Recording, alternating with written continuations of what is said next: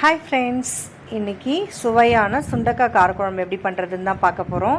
அதுக்கு தேவையான பொருட்கள் என்னென்னு பார்த்துக்கலாம். வெங்காயம், தக்காளி, பூண்டு, கொஞ்சமாக சுண்டக்காய் பறித்து கழுவி வச்சுருக்கேன். புளி ஊற வச்சுருக்கேன். இப்போ ஸ்டவ் ஆன் பண்ணி ஒரு சட்டி வச்சுக்கலாம். இதை நம்ம இன்றைக்கி சட்டியில் தான் பண்ண போகிறோம். அவ்வளோ டேஸ்ட்டாக இருக்கும். இந்த சட்டிக்கும் இந்த சுண்டக்காய் சாப்பாடுக்கும் மழையில் சாப்பிட்டோன்னா அவ்வளோ சூப்பராக இருக்கும். பாருங்கள், நல்லெண்ணெய் ஊற்றிக்கலாம்.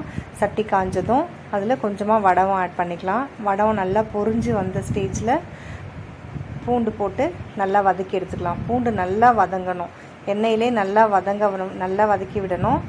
அதுக்கு பிறகு வெங்காயம் ஆட் பண்ணணும். வெங்காயம் நல்லா பொன்னிறமாக வதங்குற வரைக்கும் நல்லா வதக்கி விடுங்க. இந்த சுண்டக்காய் காரக்குழம்பு பிள்ளைங்களுக்கு உடம்புக்கு அவ்வளோ நல்லது. வயிற்றில் இருக்க பூச்செல்லாம் வந்துடும்னு சொல்லுவாங்க. புண்ணெல்லாம் ஆற்றி கொடுக்கும். நல்லா அடிக்கடி கிடைக்கும் போது இதை சமைச்சிடுங்க. தக்காளி போட்டு நல்லா வதக்கி விட்டுப்போம்.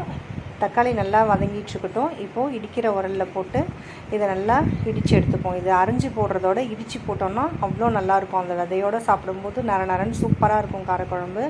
நல்லா வதக்கி விட்டுப்போம். நல்லா வதங்கி வரட்டும். எண்ணெய் பிரிஞ்சு வர ஸ்டேஜில் புளியை நல்லா கரைச்சி ஊற்றிப்போம். கூடவே மிளகாத்தூளையும் ஆட் பண்ணிப்போம்.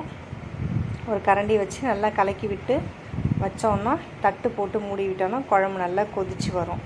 குழம்பு நல்லா கொதித்து நல்லா சுண்டி வரட்டும்.